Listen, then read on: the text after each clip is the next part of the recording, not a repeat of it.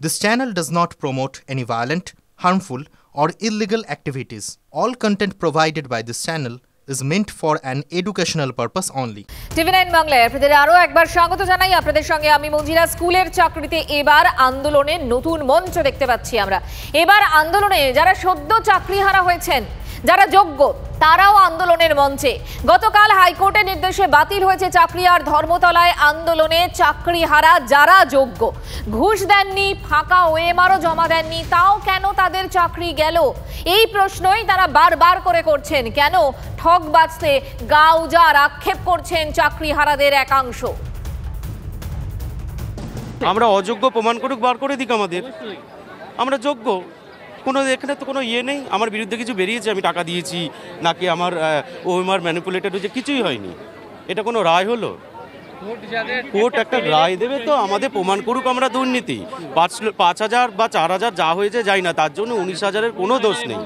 যেখানে আমাদের বিচার ব্যবস্থায় বলা হয় যে 5জন অপরাধী ছাড়া পেয়ে যাক, কিন্তু একজন নিরপরাধী সাজা না পাক। এখানে 19,000 নিরপরাধী শাস্তি পাবে। কাদের জন্য, কাদের বাঁচানোর জন্য আমাদের বলিতে চড়ানো হয়েছে? আমরা সুপ্রিম কোর্টে যাব, আমরা ওখানে পিটিশন করবো, স্টে করাতে হবে, এই রায়কে বিবেচনা করে দেখতে হবে। এটা তো কোনো রায় হলো না, কোন যুক্তিতে সেটা হাইকোর্টকে বলতে হবে। এই রায়টা একবারে অন্যায্য রায়, কারণ আমরা এটা মেনে নিতে পারছি না। কারণ 19,000-কে সৎকে বলি দিয়ে 5,000 অসৎকে বাঁচানোর জন্য এটা কোনো জায়গা থেকে মেনে নেওয়া যায় না। এটা হচ্ছে কি ঠকবাজ থেকে গাউজার হয়ে গেল। আসলে যদি আমাদের সিবিআই যে তদন্ত করেছে সেখানে বলছে কম বেশি 5,000 লোকজন অন্যায়ভাবে ঢুকেছে, কিন্তু বাকি তারা যদি বুঝতেই পারে যে 5,000 জন ঢুকেছে, বাকি 19,000 জন ফ্রেশ ক্যান্ডিডেট যারা দীর্ঘদিন পরিশ্রম করে আজকে এই জায়গায় এসছে। শুধু এইটাও নয় যে আমরা মাত্র 4 বছর বা 3 বছর পরিশ্রম করে এই জায়গায় এসেছি। আমাদের যদি স্টাডিজটা দেখেন, আমরা মাধ্যমিক, উচ্চ মাধ্যমিক, গ্র্যাজুয়েশন, মাস্টার্স, বিএড, এই টোটাল মার্কস নিয়ে 35 মার্কস নিয়ে আজকে আমরা এই জায়গায় এসেছি। আমার কাছে আমার ওএমআর শিটটা পর্যন্ত আছে, তাহলে আমি জানি আমি কত পেয়েছি, এবং আমার সঙ্গে আমার যারা যতজন রয়েছে, মানে পুরো পশ্চিমবঙ্গবাসী এবং পুরো পৃথিবী সবাই জানছে আমি কত নাম্বার পেয়েছি। অতএব আমি কেন এই অন্যায় শিকার হব? আমাদের যোগ্যতা প্রমাণ দিয়ে আমরা এসেছি। প্রথম থেকে শেষ পর্যন্ত কোথাও আমরা কোনো কারচুপির সঙ্গে যুক্ত নই, এটা আমরা চিৎকার করে বলতে পারি। আমাদের সোশ্যাল হ্যারাসমেন্ট হচ্ছে, ঠিক আছে, আমরা কিন্তু অসম্ভব মানসিক যন্ত্রণায় আছি, আমরা যে কোনো মুহূর্তে আত্মহত্যার মতন কাজ করতে পারি। আপনারা জানেন না আমরা কি সাংঘাতিক পরিস্থিতিতে আছি। আমার কাছে যথার্থ তথ্য আছে, তাহলে আপনি বলুন কোনটা আমাদের অপরাধ।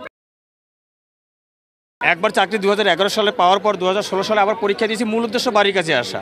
এবার আমাদের তো সার্ভিস কন্টিনিউশন রয়েছে, অলরেডি 10 ইয়ার্স বেনিফিট হয়ে গেছে। এই রায়ের মধ্যে আমাদেরকেও ইনক্লুড করা হয়েছে। সুতরাং আমাদের এই নিয়ে দ্বিতীয়বার পাস করে আসলাম। আমরা কি অন্যায় করেছি? আমাদের প্রত্যেকে 11 বছর চাকরি করার পরে এখন যদি আমাদের বা কারো আছে 15 বছর 20 বছর চাকরি করার পরে সে এখন নতুন করে তাকে এখান থেকে বরখাস্ত করা হচ্ছে। সুতরাং এই রায়টা একটু বিচার বিবেচনা করে সম্পূর্ণ জিনিসটা সবার কাছে শোনা দরকার ছিল। আমরা যোগ্যভাবে চাকরি পেয়েছি, তা সত্ত্বেও আমাদেরকে এইভাবে বঞ্চিত করা হলো। আমরা আজকে চাকরি হারিয়ে পথে বসেছি।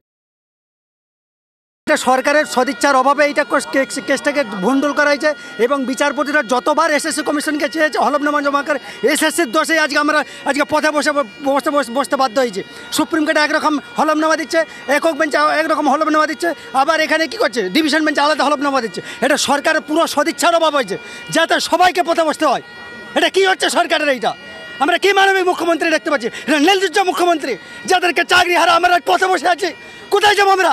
যোগ্য অযোগ্যটা পার্থক্য করা যাচ্ছে। দেখবেন বিচারপতির রায়ে বলেছেন যে কিছু জনকে বেতন ফেরত দিতে হবে, তাহলে এটা বোঝা যাচ্ছে যারা যারা দোষী তাদেরকে বেতন ফেরত দেওয়ার কথা বলেছে। যেখানে যোগ্য অযোগ্য পার্থক্যটা নির্ধারণ করা হচ্ছে, সেখানে যোগ্যদের কেন অযোগ্যদের সাথে মিশিয়ে দেওয়া হলো? একটা ন্যাচারাল জাস্টিস বলে কথা আছে, যেখানে তথ্য প্রমাণ আছে। ন্যাচারাল জাস্টিস তো এখানে ভায়োলেট হলো। আরও এরকম ঘটনা রয়েছে। 11 বছর পুলিশে চাকরি করেছেন, কিন্তু পছন্দ ছিল শিক্ষকতাই, তাই 6 বছর স্কুলের চাকরি করার পর আদালতের নির্দেশে সেই চাকরি খুইয়ে ফেললেন। যোগ্য হয়েই কেন এই পরিণতি? প্রশ্ন তুলছেন চাকরিহারা শিক্ষক প্রবীর মজুমদার। শিক্ষকতাটাকে পছন্দ করতাম, ওই চাকরি করতে করতে জন্য আমরণ যেটা পরিশ্রম আর কি সেটা করতাম, ওটা করতাম, সঙ্গে এটাও করছিলাম, এবং এটা আমার পছন্দের ছিল বলে আমি ওই চাকরি 11 বছর করেও আমি তারপরে এইভাবে স্বচ্ছভাবে নিয়োগ হয়ে আজকে আমার এই অবস্থা। আমি আজ চাকরি করছি, স্কুলে চাকরি করছিলাম আর কি 6 বছর, আগে করেছি প্রায় পুলিশে 11 বছর, এই টোটাল 17 বছর চাকরি করার পরে আজকে আমাদের এই পরিণতি কালকে রায়ের পরে 23,000 সামথিং যে আছে তার মধ্যে প্রায় 19,000 যারা পুরোটা স্বচ্ছ। সিবিআইয়ের কাছে, আমাদের রাজ্য সরকারের কাছে, সবার কাছে সমস্ত লিস্ট আছে, সমস্ত তথ্য থাকা সত্ত্বেও আজকে আমাদেরকে এই অবস্থায় এই পরিণতি হয়ে যাচ্ছে।